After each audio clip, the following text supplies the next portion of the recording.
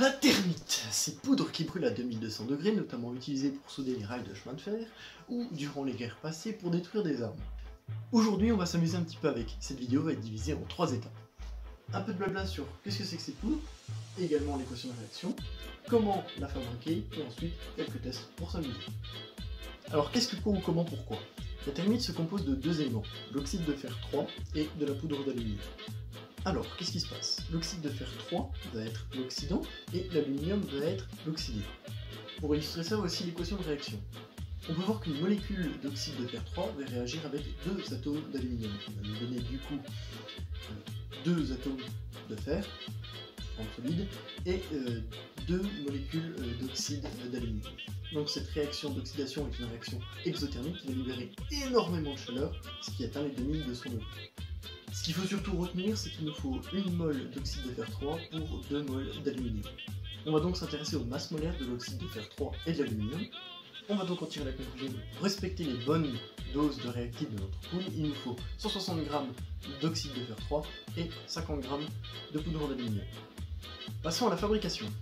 Pour ma part, j'ai acheté en ligne 1 kg d'oxyde de fer 3 et 500 g de poudre d'aluminium.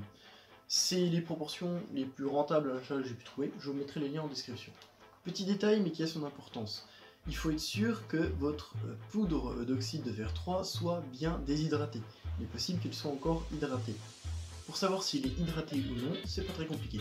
Il vous suffit de mesurer une certaine quantité d'oxyde de fer 3, prenez en compte le poids du récipient, ne tarez pas votre balance, puis placez celui-ci sur la plaque de chauffe ou au four pendant 1 heure à 90 degrés à peu près. Une fois que vous avez sorti la poudre du four et qu'elle a bien refroidi, repesez encore une fois et regardez s'il y a une différence de masse. Si jamais la masse a diminué, ça veut dire qu'elle contient bien de l'eau. Si elle n'a pas bougé, c'est bon, vous pouvez y aller comme ça. Dans le cas où elle est hydratée, il vous suffira juste de mettre l'ensemble de la poudre sur une plaque et au four pendant 90 minutes. Étaler pour que ça sèche plus facilement. On va donc prendre notre balance de précision et mesurer 160 g d'oxyde de fer 3, puis 54 g de poudre d'aluminium, puis on vient ensuite ajouter la poudre d'aluminium dans la poudre d'oxyde de fer 3. On passe à l'étape expérimentation. Déjà quelques petites consignes de sécurité barbantes, mais on ne peut pas faire sans. Cette poudre monte à 2200 degrés, 2204,8 degrés précisément. C'est énorme, c'est vraiment beaucoup d'énergie.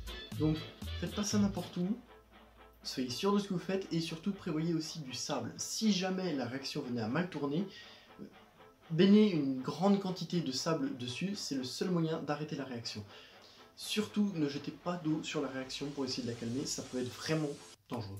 Ce que je recommande, c'est de mettre la thermite dans une papillote en aluminium.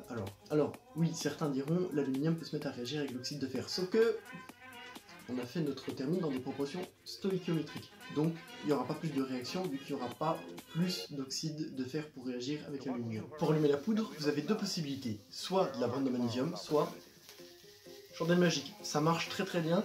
Et c'est assez long pour que vous puissiez vous tailler. Maintenant, c'est parti pour les tests. Alors, on a deux papillotes d'aluminium, une que je vais faire à l'air libre comme ça, et une autre que je vais faire sur un morceau de verre, juste pour voir à peu près ce qui se passe. Je te le dis, j'allume au mieux, sinon ça va durer 1000 ans. On se recule quand même, au cas où, en sécurité.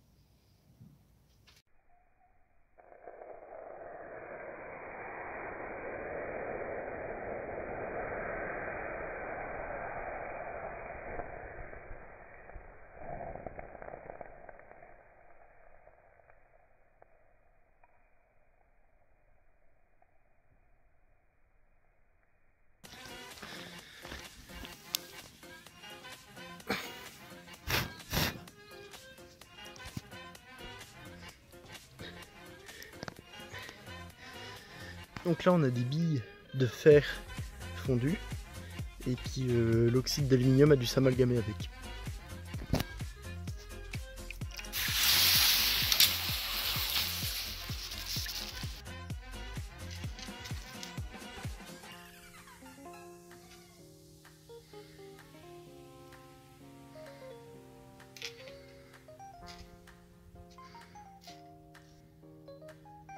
Merci d'avoir regardé la vidéo.